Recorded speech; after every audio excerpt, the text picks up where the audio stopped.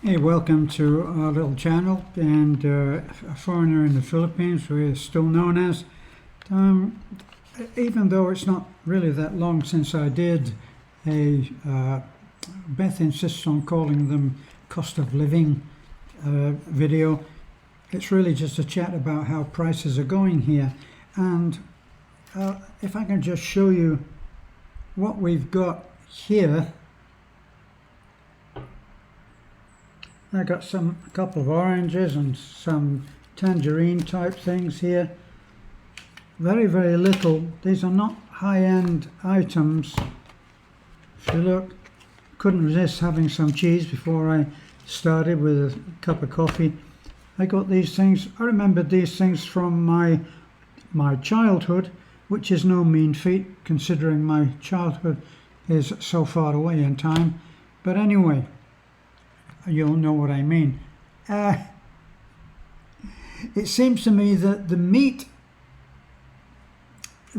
is going up very quickly and sharply, because when I look at the prices that I've got here, those who've been with us on several of these videos, you'll know that we actually live very modestly, very cheaply. So if these prices and this way of living seems a lot to you, you really must be living very modestly. But we usually get pork on the bone. Now,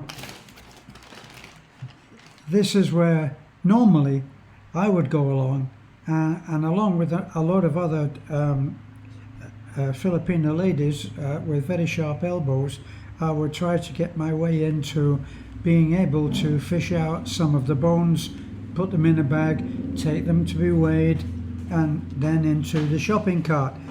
They've changed that now, and now instead of going and getting what look like fresh bones, in other words unfrozen, you actually buy a pack. So I'll get those out now. See, look, this is a whole pack that I didn't actually choose those. What did it cost? That cost $1.50. Now, that's roughly about what I would buy in terms of quantity, so I shouldn't complain on that. Have a look at the others. Now this is what I get. That's a little bit more than I get, so it's difficult to find the common ground where you know what you've been charged. That was 210. This one was 150. I used to be able to go in and buy a bag of pork bones, which I would choose myself and put it into a plastic bag, and as I say, go and get it weighed. I can't do that now. They've changed the way that we do this. See, there's one there. Now, I know that this is very expensive. This is, what do they call this?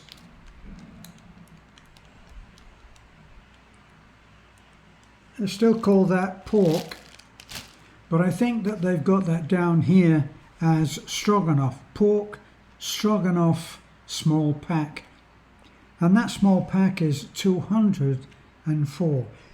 I'm used to paying a little more for that. It's not on the bone. And the last one that I got here, see, this is quite a large pack, and it's $1.90. So it seems to me that the meat is going up. Now, for the first time ever, when I was fishing around looking for what I wanted to actually buy, I actually did see a price where it was for over 400 pesos per kilo. Now, over 400 pesos per kilo, I never saw that. It was always the big lie, under 400. But of course, it's really 400 anyway, because they'll put it at 399 and a half, or even 3.99 3/4, whatever that is metric. So that's pretty well what we got.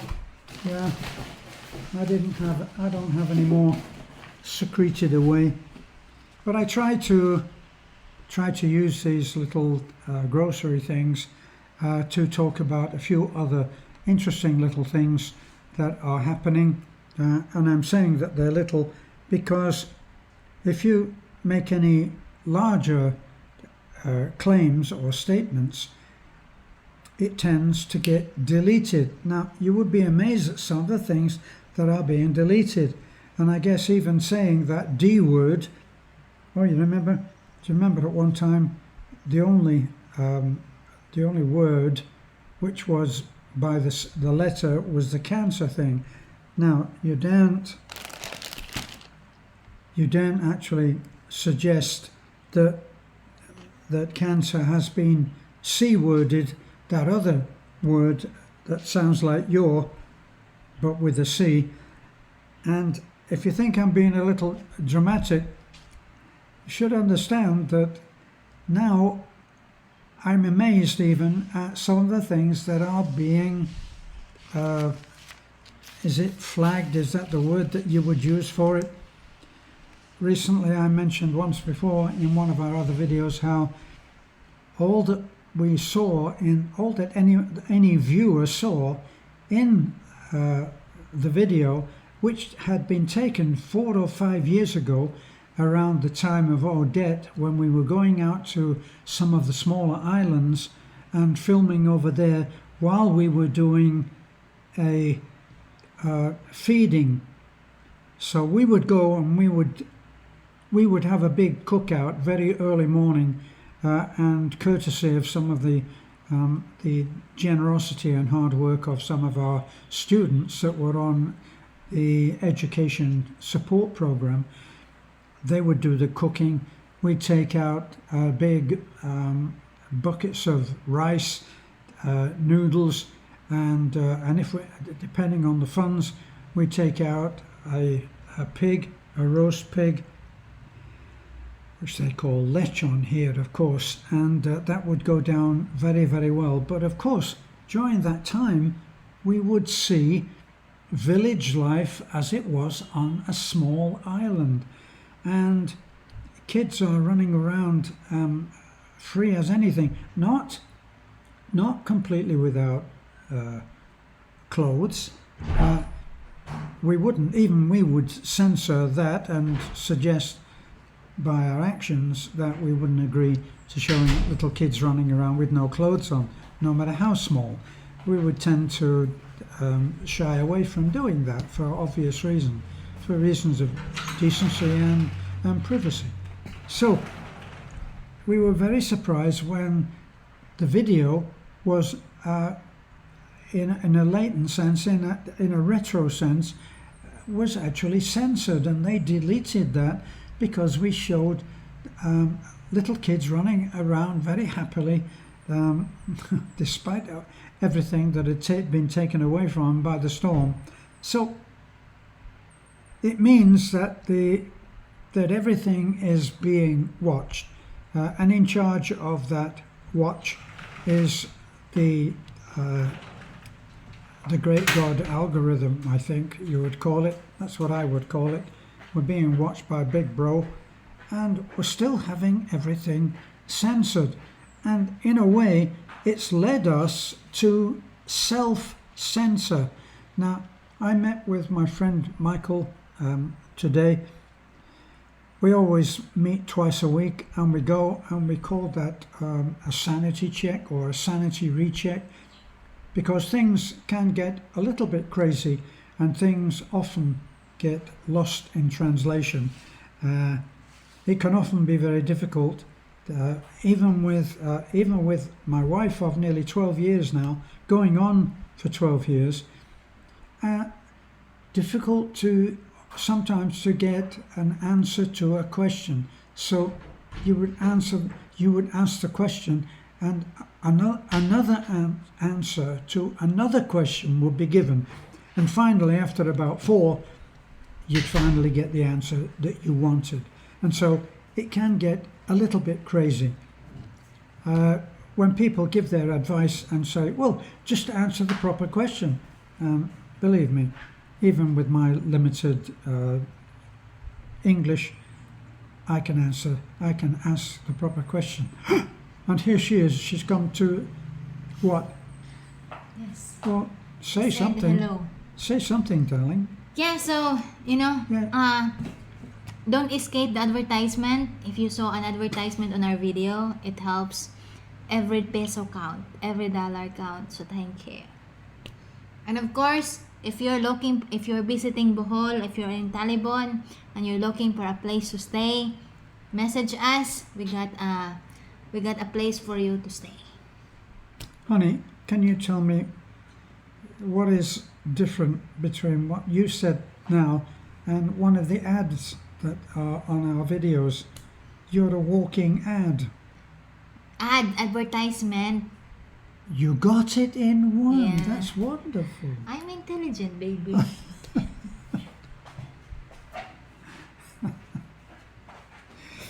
Well, perhaps you get the idea. And I should mention some of those comments that we get where, because of things being lost in translation, Beth will come up with a title that sounds good to her, but it's actually not very much to do with the video. As I've said, I've often, when I try to do the videos like this one and start off by talking under the cover of grocery shopping, and then I start to sneak in talking about something else that is really much more important going on around us. And I just put, in case you didn't see it, I just put something up on Facebook where I talk about how, and this is true, on our property, which is which by most people's opinion, they would say it was a large property. It's not a farm, but we are using it to have a resort eventually. But it's a 5-year a 5-year project in my estimation, and we have a long way to go. But we are plagued in the Philippines by huge packs of dogs. Sometimes, if there is, as has been in the past, if there is a bitch in heat, then we could have 10 and 15 dogs just suddenly come in, and they overwhelm the whole place, and they leave a terrible mess. Now, what is happening? Why does this relate to anything that's happening in the world? It's just our little place here, little tin pot resort that we're putting up together to produce a little future income. We'll never get rich, and obviously we'll never actually get our money back that's been spent. But the point is, at my age, I am thinking that I would like to be able to pass on to greater places and know that Beth is okay, that she has some income, and that's the idea. That's the idea of the project. So, back to the dogs. And how would I describe that? Well, we're being overwhelmed by an animal that, if you're speaking from the West, you will only know these animals as a pet, as a part of the family. This is not the case in the Philippines. We don't have any animal control out here in the province, at least. Maybe in Manila they have more control. I don't think so, but we'll allow for it. So, in other words, we can have 10 or 15 dogs here, and they're all trying to have some quality time with the lady of the area who happens to be receptive at that moment.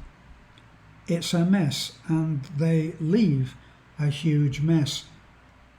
And I'm thinking that there's a parallel for this in what is happening in my own, what used to be my own country of the United Kingdom.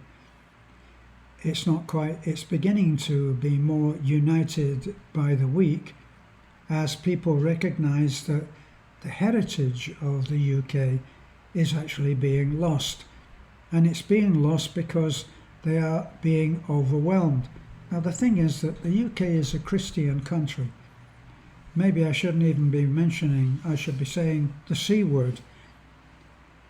But the C word is being overwhelmed by the M word or the I word. And it is talking about uncontrolled, it's being put down obviously to uncontrolled arrivals that are arriving by boat by the hundreds from France, and there is no check on it. Now, all of these boats are arriving with the help, apparently, of the French, who would rather they were arriving on our shore than sitting on theirs. And what is happening is that these people are mostly of the age of being, say, called up, so that we're looking at from 18 to I don't know, 18 to 25 or maybe 30. So these are all single guys. If they're not single by marriage terminology, they've left their families at another country in order to go to, in this case, the UK. But this is happening all over Europe. And what is happening is that normally, and I suffered this myself when I tried to go to America, that I had things to do before I could get there. I didn't just get on a boat and arrive and book myself into a 5-star hotel and wait for my cell phone and credit card, which is what's happening in the UK now. Now, it's a serious problem and it will overwhelm. Now, why is it important? Why can't we just welcome people? Why can't we just have open arms and love everybody? There is a reason, and the reason is that in certainly my young manhood, if I went to another country, I enjoyed the difference. I enjoyed the difference in the people, in the culture, in the customs, in the language. I enjoyed being able to experience something different. When I came to the Philippines, I loved it. This time around, I've been to the Philippines many times, and I even came in the 80s when it was President Marcos, and it was quite different then. But I came 12 years ago, and I met my wife. I hadn't planned all of that, but it happened, and here we are 12 years looking at the next time that we have an anniversary. It will be for 12 years.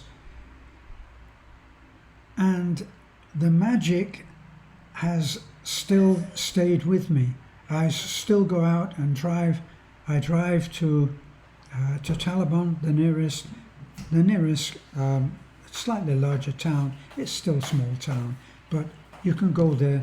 They have one set of traffic lights, gives you a kind of an idea. But it's a port town and it's getting busier by the day, it seemed. But I can go there and I can pass on the road a Filipino riding a carabao, a water buffalo, and he will be dragging, not wheeling. He would be dragging a sled on which he can carry enough rice to go to the rice miller, and on that sled which drags along on the ground, it's as if you are looking at an image that is 100 years old. Now, the magic of that still stays with me, and I'm almost regretful that it might be that that will be missed. There's something that flashed by me there. Honey, I've got to finish the video with that stuff before you start eating it, okay? Beth, do you remember when I first came over here, when we first came to Bohol? Yeah. Oh, I look so white there. So you came It's to not- Bohol, right? Honey, it's not all about you, I know. okay, darling, my little princess. Isn't it changing now? Yes. When we arrive But when- here, but listen- when we arrive here, especially in town, it's not a lot of things. It's not a lot of things happening, right? But now, Well, it's a I'm lot thinking of establishment. about how many foreigners were there. Before I saw only two foreigner here. And one of them you were married to. Yeah. Yeah? Not three. You're the third one. You've been married to 3? Is there something I don't know? You know, there are 2 foreigners I've known in the area, in Talibon. And then you're number 3. No, I'm number 1. You're number 1. Excuse me. Yeah, you're number 1. So, as far as we knew back then, there were hardly more than, it was more than 3. And now it's a lot of foreigners in Talibon. And now, and a lot of foreigners. How many foreigners, honey, in that lot? Maybe in Talibon, maybe 20. 20 foreigners. Do you get my point now? 20 foreigners in a town. 20 to 50, maybe 20 to 50. No, it's not 50. It's not 50 even now. Maybe 20. I don't believe it's 50, Maybe 20. right? So we'll hold it at 20. It's Yeah, not here an in Burgos. overwhelm. Here in Burgos, I count 1, 2, 3, 4, 5,